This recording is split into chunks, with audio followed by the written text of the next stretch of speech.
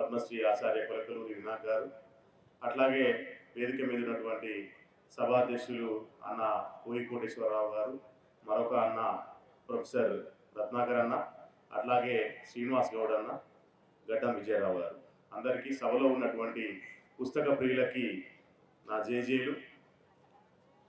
కత్తి పద్మారావు గారి కవిత్వం గురించి మాట్లాడాలి అని చెప్పేసి అంటే ఈ దేశంలో ఉన్నటువంటి మూలవాసుల గురించి మాట్లాడాలి. ఈ కవిత్వం నిండా ఒక దుఃఖం ఉన్నది, ఈ కవిత్వం నిండా ఒక ఆత్మ గౌరవం ఉన్నది, ఈ కవిత్వం నిండా ఆలోచింపజేసేటటువంటి మార్పును ఆశించేటటువంటి తనం ఉన్నది. పెద్దలు ఆచార్య కొలకలూరి వినాయక్ గారు చెప్పినట్టు ఈ కవిత్వం చదువుతున్నంతసేపు మనలో అనేక ప్రశ్నలు మొలుస్తాయి. ఎందుకు ఈ దేశం మాది అని చెప్పి ఇప్పుడు చెప్పుకోవాలి? ఇది ఇప్పుడు చాలా పెద్ద ప్రశ్న. ఎందుకు ఈ దేశం మాది అని చెప్పుకోవాలి అంటే ఈ దేశం మీది కాదు అంటున్న వాళ్ళకి సమాధానం చెప్పాలి. కాబట్టి మహాత్మా జ్యోతిరావు పూలే ఒక మాట అన్నాడు, ఈ దేశానికి వలసొచ్చిన ఆర్యులకి, ఈ దేశ మూలవాసులకి జరుగుతున్నటువంటి యుద్ధమే భారతదేశ చరిత్ర అని ఒక గొప్ప మాట అన్నాడు ఆయన. ఆ వెలుగులో మనం కనుక ఈ కవిత్వాన్ని చూస్తే మనకు అనేక విషయాలు అర్థమవుతాయి. ఈ కవిత్వం నిండా కొత్త అలంకార శాస్త్రం ఉన్నది. వాస్తవానికి భారతీయ అలంకార శాస్త్రంలో బామహుడు ఏం చెప్పిండు, మమ్మటుడు ఏం చెప్పిండు అని చెప్పి మనం రకరకాల విషయాలు ఆలోచిస్తాం. కానీ ఇవాళ కత్తి పద్మారావు ఏం చెప్పిండు అని చెప్పి ఆలోచించాల్సినటువంటి ఒక సందర్భం ఉన్నది.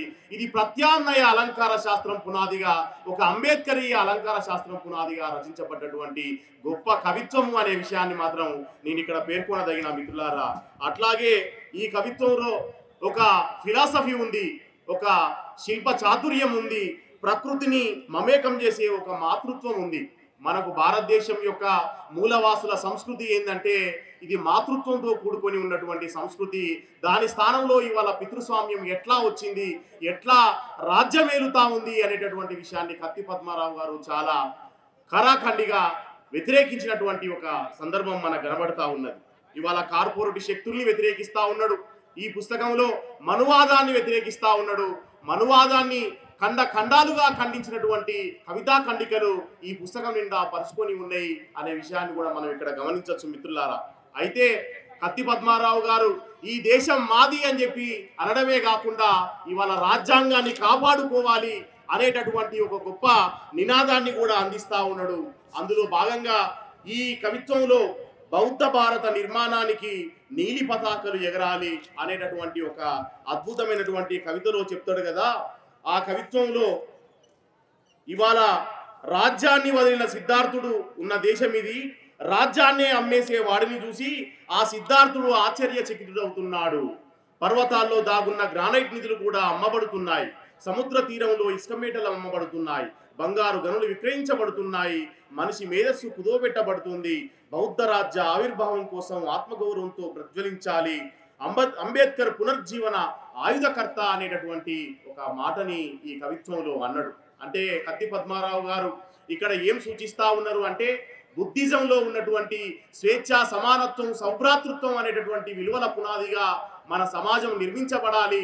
ఇవాళ ఆ విలువలు లేకుండా అధికారంలో ఉన్నటువంటి పాలకుడు ఎవడైనా కానీ వాళ్ళు కార్పొరేట్ శక్తులకు దాసోహం అయితే ఇవాళ పేద మధ్యతరగతి బడుగు జీవుల యొక్క బతుకులు రోడ్డున పడుతూ ఉన్నాయి అనేటటువంటి ఒక ఆవేశం ఈ కవిత్వం నిండా పరుచుకొని ఉన్నది మిత్రులారా. అట్లా ఈ దేశం మాది అని చెప్పి అనడం వెనకాల ఒక ఆత్మగౌరవం ఉన్నది, ఒక ధిక్కారం ఉన్నది. తెలుగు సాహిత్యం అంతా మనకు కేవలం రెండే భాగాలు. తెలుగు సాహిత్యం అంతా మనకు కేవలం రెండే భాగాలు. ఒకటి కుల వ్యవస్థని పటిష్టం చేసినటువంటి బ్రాహ్మణ సాహిత్యం అయితే, రెండోది ఆ వర్ణాశ్రమ ధర్మాన్ని బద్దలు కొట్టినటువంటి దళిత బహుజన సాహిత్యం. ఆ సాహిత్యానికి పతాకగా నిలబడ్డటువంటి యుగకర్త కత్తి పద్మారావు గారు. దళిత సాహిత్యానికి ఒక నాయకుడిగా ఆయన దళిత మహాసభ నాటి నుండి నేటి వరకు మాలాంటి యువకులందరికీ స్ఫూర్తిగా నిలిచిండు. ఈ క్రమంలోనే ఈ పుస్తకాన్ని ఈ దేశం మాది అని చెప్పేసి మన ముందుకు తీసుకొస్తా ఉండు. ఇంతకుముందు నేను కత్తి పద్మారావు గారి మనిషే మహాకావ్యం పుస్తకం మీద ప్రసంగించాను. ఆ కవిత్వం చదువుకున్నాక ఈ కవిత్వం చూస్తే రెండిట్లలో వస్తువు విస్తృతి అనేది చాలా విశాలంగా కనబడతా ఉన్నది. అట్లాగే ఆచార్య వినాయక్ గారు చెప్పినట్టు ఇంతకుముందు ఎవరూ రాయని విధంగా ఒక కొత్త పద్ధతిలో మనకు కవిత్వాన్ని సృజించేటటువంటి తనం కనబడతా ఉంది.